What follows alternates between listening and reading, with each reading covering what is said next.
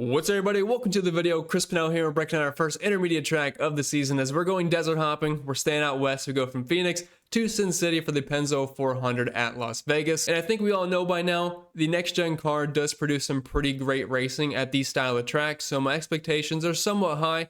We did have a really good Phoenix race last week, so hopefully we can keep the momentum going. But anyway, if you are new here, what's up? My name is Chris Pennell. I break down NASCAR DFS each and every single week on this channel. Videos on Saturdays, live streams on Sundays. Come in, say hi, always a good time. If you do end up enjoying today's video, make sure you leave a like down below, subscribe to the channel for brand new. Let's dive right into it. All right, let's talk some strategy here for Las Vegas. It's not going to be anything too crazy different from last weekend.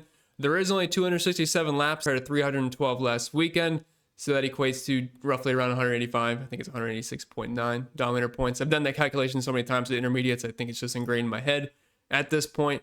So just a little bit less. So this is still a 2 Dominator type approach. Obviously, we'll have to see what qualifying looks like, but having 2 potential lap leaders / race winners in your lineup is most likely the best way to go. And I want to mention really quick that we're not going to have option tires this time around. That was just for Phoenix. So you're not going to see the fast laps as spread out as last weekend. It's not just going to go to a single driver up front.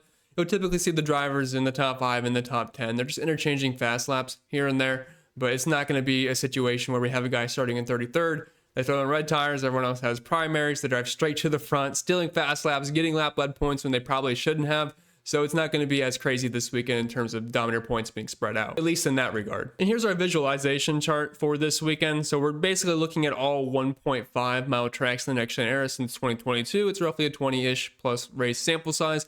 I believe I added Michigan in there, but I did exclude some of the other intermediate tracks that are not quite 1.5 mile tracks. So just looking at average running position and drive rating. I know it's very simple, and this is a nice simplified way of looking at it, but these have been the drivers that have performed the best under these constraints. So we have Denny Hamlin, Kyle Larson, William Byron. And I say it almost every single time we get to an intermediate track. These are the guys that are just fast almost every single time. Obviously, you're always going to have a clunker race here and there, but on average, these are the big dogs. And there's a reason this week, Kyle Larson, he's a heavy favorite. Christopher Bell is also a favorite. This is not specifically Vegas. I know Bell has had some pretty decent runs at Vegas specifically. This is just intermediates in general. Ross Chastain is up there. Tyler Reddick specifically last year. Now, this is dating back since 2022, but last year specifically, Tyler Reddick was an absolute machine. Ryan Blaney's also pretty quick. Bowman's kind of underrated at these. Logano, he does actually show up at Vegas. You'll probably see that a little bit higher when we go to the next figure. Then we kind of get to that not quite elite tier, but like pretty good tier of Chase Elliott, Kyle Busch, Brad Keselowski. But the 3 in the upper right have definitely been the top dogs since 2022. And when we switch over to Vegas, you're still going to see a similar group of drivers at the very top. William Byron has been incredible here, and I do want to mention, it was either last year or the year before, he had that huge trash bag on him when he was out front. Absolutely killed his race. He ended up fighting back, I believe, for a top 10, but honestly, I thought he could have won that race. It was extremely quick, and he's still at the top of the board, even with that issue. Kyle Larson, I mean, he's been incredible here. Ross Chastain at Vegas specifically. When we head over to the spreadsheet, I'll show you guys, but I believe he's had like 5 out of 6 top 10s here at Vegas. He's just been incredible. Denny Hamlin's still up there, but he just dropped a little bit specifically here. Joey Logano, Bowman, Reddick, Bell, Kyle Busch. Not quite in the elite tier, but in the, I would say, very good tier, at least in the next gen era. So there really wasn't much that changed too much, but a couple of those guys that were in that good tier kind of moved up to that like pretty good, close to elite tier. But as I always say, because I think it's happened every single time, do not be surprised if you see the guys that are in the top right quadrant, especially at the almost the very top, be the guys that practice well, qualify well, and potentially win this race. And finally, moving on to the driver by driver breakdown, I do have to mention one thing first. It's a free video. Gotta let me do my plug. Gotta feed the dog. But if you guys want to join the best NASCAR DFS community out there, link is down in the description or the pinned comment for that. And if you are a new user, you can get a free trial and test drive the entire suite of tools that I have to offer. I'm telling you right now, you're not going to find better prices for everything that I have, including the contest sim tool, which is absolutely incredible. You can select specific site contests that you are in, simulate up to 5,000 lineups at once, see the ROI for drivers, which lineups stack up the best in tournaments. Really powerful tool to be able to simulate what happens before the contest actually starts. And I'm not going to list every single thing on here. You guys can pause it and read it for yourself, but tons of new additions this season. And if you missed it last week, the optimizer, which has always only been for DraftKings, now supports FanDuel as well for all the sports that I do cover, including NASCAR, MLB, which is starting very soon. I've done a lot of similar upgrades this season to that, so very excited about it. NBA and then NFL, obviously, which is in a far, far away distance. If you're gonna come in, check out all the data that I have and all the tools, I do think you'll have some interest in it. Obviously, there's a lot more than I show you guys as a preview on YouTube. bunch of simulations, Discord, all that fun stuff. You know where to find it. Link can be found down below. And it's the next day. Practice and qualifying just concluded, and I gotta tell you right now, I love the way the starting grid ended up. I think we obviously have some nice chalky, good PD plays, but it seems like all the potential race-winning dominators ended up qualifying a little bit further back. And I don't mean all of them are in the 30s or the 20s, but you have guys like Bell, Larson, Reddick, Byron starting closer to 10th to 15th rather than up at the very front. So we have a lot of really good hybrid plays. And then obviously some of these guys that are starting closer to the front do have some dominator potential, but in all likelihood, they're probably going to end up moving back as the race progresses. So I think it's going to make for some really interesting builds. And I wanted to take a quick look at practice, got a pretty decent session in, and we're going to head over to the lap by lap data. So I pulled this from NASCAR, and this is not the consecutive lap averages. We can look at that in a second. But if we sort this by just the average of the lap by lap data here, and I do filter out the absurd numbers, like if you see a 504 somewhere or a 614 that is not skewing the data, it ends up getting filtered out. So I'm not really surprised at some of the guys that are at the top of the board. William Byron looked like he had pretty much the strongest car overall. Ross Chastain was really good too, but once you get really deep into the run and look at these numbers, I mean, Byron was very impressive. You should not be surprised about that. Ryan Blaney fired off horribly, but he was pretty good longer into the run, didn't really fall off whatsoever. Now, none of that matters anymore because he's starting in the very back, so who cares at that point? We know Ryan Blaney is always going to be a top 10 type contender, but just know he's not as bad as these fire-off numbers look, like 28th in the 1 and 5 lap. But once he got deeper into the run, the car was definitely a bit better, and the fall-off times just really weren't there too much. Hocevar brought speed, Alex Bowman, Larson's up there, Ross Chastain had some really good shorter run laps. Now we do have the 1, 3, 5, and 10 laps here, and this is not consecutive lap averages. These are just pulling in the, like, for example, if we look at the 10 lap, the 10 best raw laps from these drivers, and the 10 quickest ones, I should say. So if you filter it by that, Chastain was lighting up the charts in practice. William Byron, Wallace, Reddick, Bowman, Larson, like we should not be surprised if any of those 6 drivers we just mentioned that were fast in practice at a 1.5 mile track. I think that makes a lot of sense. Obviously, some guys you usually expect, like a Christopher Bell, Denny Hamlin, were a little bit lower, but we can filter. Practice is never just going to be the end-all, be-all. And then Ross Chastain in the 1 lap had 2/10 on the field. Like, he fired off extremely quick. I thought he'd qualify a little bit better. And then we have the consecutive lap averages here, which you're going to see a lot of overlap. But overall, I would say the big winners of practice were Chastain, Byron, Bubba Wallace. Also thought Larson was pretty impressive, and I do think Blaney was fine, just ends up wrecking the car in practice, so he'll be starting in the very back. So let's go driver by driver here. We'll start with the 5-figure range first. And basically, we kind of have all hybrid potential dominator / race winning plays here. So we have Byron, Reddick, Larson, and Bell. We have 2 Yodas and 2 Chevys from Hendrick. They're all going to be great plays. They are expensive for a reason. I have not yet projections or anything, so keep in mind this is just my first run through the entire slate with you all, and the more updated thoughts will of course be in the Patreon later this evening, then the live stream tomorrow afternoon. But I think just from a quick glance here, looking at practice times and just based off what we know at these types of tracks, I think the 200 cars are going to be my preferred route to go. Starting in 10th with Kyle Larson, I mean, this has basically been his playground if you're looking at his numbers in Vegas here in the next gen era. 2 wins, which is tied the most with Joey Logano, but he's been much more dominant, has the most dominant points per race, the most DraftKings points. Larson has been incredible here, and William Byron's also been very good. And I think he would have had a race-winning car if he didn't have that trash bag on the front of his grill, which kind of killed his day. So love the 200 cars here. Obviously, I have no issues with Tyler Reddick, who was borderline the best car here last year, and then ended up taking a flip, I believe, in the fall race. And then Christopher Bell, he's been hotter than the sun. But I do prefer the 200 cars the most if it comes down to it. Dropping out of the 9K range, you can pretty much just throw Hamlin in with Christopher Bell and Tyler Reddick. Everything I said with them just applies. And Yoda, he obviously did not practice that well, but I think he'll be much better during the actual race. Joey Logano finds himself in a really tough spot starting in second. It makes it very difficult to play because we have Ryan Blaney starting 34 spots further back. We have every other race-winning contender starting further back. And while Joey might lead some laps, I wouldn't say the front of the field super strong. He might be able to get out front and lead, but By the time these other guys get to him, and he ends up probably fading back once he gets into some traffic, and maybe he finishes 9th, will he have led enough laps to make it worthwhile? When you have all these other guys that have positive place differential, especially when you have Ryan Blaney, who's cheaper and starts in the very back.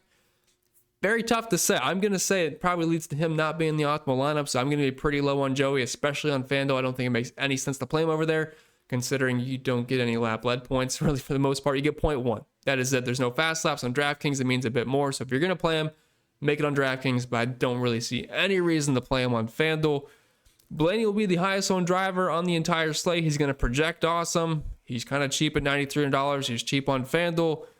Play Ryan Blaney. I know he's going to be chalky, but just because someone's chalky does not mean they're a bad play. Is there pivots? Kind of, although I don't really like them. Like Logano, Elliott. I feel like Blaney can finish very similar to Elliott, if not better, by the end of the race, and he starts much further back. Kyle Busch is in. So, I mean, yeah, Blaney's an awesome play. You should play Ryan Blaney. The only way he doesn't get there is if he wrecks, which I know he's already done once this weekend, but it probably won't happen again. If it does, I mean, you can't project wrecks. So you don't 100% him, but I'd be very heavy. Chase Elliott, he'll probably be like a borderline top 10 car. I don't think there's a ton of upside here. Maybe in a 20 max, you get to him, 150 max, but I don't really see myself hand building him into my single entries or 3 max contests. He just hasn't really been that great at Vegas or just intermediate tracks in general in the next gen era. Going down to the 8K range, Kyle Busch, it's his home track. He has been good here. He's better at intermediates than he is at short tracks since he's been in the 8 car. Man, starting in 4th puts him in a really tough spot. If Joey's not leading the early laps, there's a chance it could be Kyle Busch. He had a top 10 car in practice. I just wish he was starting further back. I'll probably have a pretty hard time getting to Kyle Busch. Chase Briscoe, I like, but the problem is I really like the guy below him, Ross Chastain, starting in 19th, and I'll get to him in a second. But Briscoe in the 19 car, we've seen the 19 car with Truex have a lot of success here in the past. I like him more on FanDuel, $8,500. Like he's $2,000 cheaper than Kyle Busch. I think it makes more sense to get the Briscoe over there on DraftKings. He just feels like a very mid play. He's not going to project that bad starting in 24th, but it's probably not going to put him in the upper echelon tier. But I love Ross Chastain. Obviously, he lit up the practice board in the consecutive lap averages first through the 1 and 25th lap runs. He's also very good at Las Vegas. 6 races here. He's been in the top 5, 4 to 6 races. Has the best average finish of 5.5. He has some dominator points mixed in. And if we look at a 26 race sample size of the intermediate tracks, average run position of 10.6 and some overall very good numbers. I mean, 9 top 5s, and not many drivers can say they have done that well. So I love Ross Chastain in any format. I feel like he might end up being more tournament-y just because you have Ryan Blaney, $1,000 more expensive, who is going to be extreme chalk, and then people are going to try to jam in some of these 10K drivers. I'm not saying he's going to be unknown. He should be well over. I'd say I have to run projections still, but I don't know how much of a practice bump he's going to get, but I think he probably lands around 20-25%. That might end up being more once I run projections, that he could end up being closer to 30%, but we will see. I'm hoping it's lower, but either way, I want to be overweight on Chastain is what I'm trying to tell you guys. Alex Bowman, $8,000. I do like him. He was fast. He showed some top 5 speed in the long run in practice. I just wish he was starting a little bit further back, but I'm not ruling him out for GPPs. I do think he's interesting, especially if he can hang around that top 5. I think the Hendrick cars, I think every single one of them will be pretty good, but Chase Elliott might end up being my least favorite just based off the price point, to be honest. 7K range looks pretty good for the first 3, although I really do like Bubba Wallace. I know Ty Gibbs and Keselowski have more place differential upside, but Bubba was extremely quick in practice. He's good at these types of tracks, and it's really hard to ignore that speed at this price point. I know last week it sucked because he wrecked at the end, probably going to get a top 15 finish, but it is what it is. I'm going to go right back to Bubba Wallace, well, whether it's on DraftKings or on FanDuel. Ty Gibbs, I don't know what's going on with him. He sucks now. He can't finish a race. He finishes outside the top 30 like in the past 8 out of 9 races or something like that. And it's not like he's extremely quick and dies. He's just slow, qualifies slow, and then he dies while he is slow.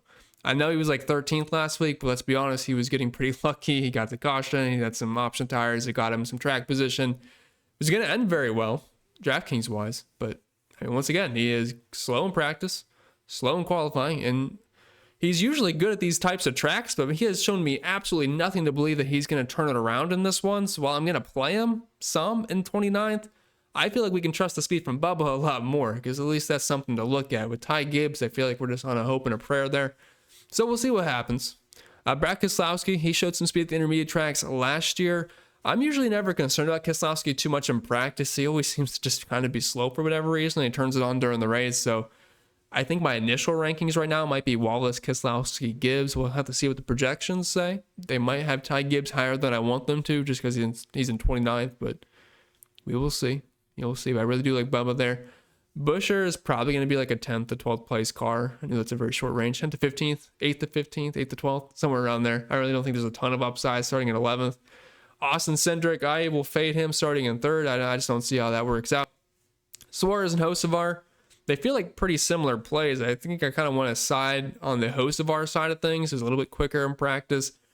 His teammates on the pole, so obviously they have some decent pace. I think Michael McDowell ends up fading back, and we'll talk about him in a little bit. But I do think Hocevar is a pretty strong play. We know he has pretty much top 15 upside every single week. Dipping our toes down to the 6K range, we have Noah Gragson in 21st, Austin Dillon in 22nd. I think they're pretty similar plays. They showed some decent pace in practice. They're starting right next to each other, 21st and 22nd. Austin Dillon was 5th and 4th in the 1 through 5 lap, which I know is not a ton of data, but at least it wasn't slow. And then Gragson showed borderline top 10, top 15 speeds across the board, so I think they can move up. They're in a weird spot, though, with that price range, so it's not like they're closer to 5K and they're going to scream value, but I think in tournaments they're fine just to get off of maybe some of the Hocevar and Suarez who might have slightly higher ownership with a little bit more place differential. Josh Berry threw it down in qualifying, was very, very impressive last week. I will give him that. He was even put in traffic and ended up making his way to the front. Never really thought he was going to win the race, but I mean, he was a guy that could contend in the top 5 throughout the entire day. But slow in practice, really fast in qualifying. I feel like he moves back. AJ Allmendinger's probably going to finish right around where he starts. Justin Haley will end up being most likely a pretty popular cheap play. Practice around top 15, starting in 33rd. This car is definitely better than 33rd place, so I would definitely think Justin Haley's going to pick up some ownership here. And he's had some pretty good numbers at Vegas in the next-gen car, averaging a 17.5 average finish with a 20th place running position. Not bad for that price and starting point. I usually always play Jones at these tracks, but I can't do it in 5th. Ryan Preece in 12th seems like it's a bit far up. I will not play Michael McDowell in the pole. I don't care what happens. I will not do it. SVG was slow in practice. He was slow in qualifying. He's probably going to be battling for a top 25, top 30 throughout the day. Not seeing a lot of upside here. Our 5K range, it looks pretty gross. I think the one guy we're going to get to is most likely Riley Herbst. Although John Nemechek's been good, and so has Ricky Stenhouse at these types of tracks, just in general as being like a top 25, top 20 driver. So I think those are the guys we're getting to. Todd Gilliland was really slow. I would like to see a little bit more from him. Zane Smith's maxed out starting in 9th. Cody Ware is the slowest man here in Vegas. Ty Dillon starting too high. Custer starting too high. So really for me, Herbst, Nemechek, Ricky Stenhouse Jr., but I think Herbst in that starting position of 34th was a little bit quicker in practice, and I do like that at that price point quite a bit. And I believe this is also his home track, if I remember correctly, as well as Noah Gragson. You'll have to fact check me on that, but I'm pretty sure that's where they're from. But with that being said, that's all I got for this week's video. So I hope you enjoyed. If you did, or even if you didn't, make sure you have a like down below. Subscribe to the channel for brand new. If you have any questions, comments, concerns, leave them down below. I'll be more than happy to answer them. If you want to check out all the extra content over on Patreon, you know where to do it. Link can be found down below. I'll see you all in the live stream tomorrow afternoon, hopefully. I wish you all the best, and I'll see you all next time.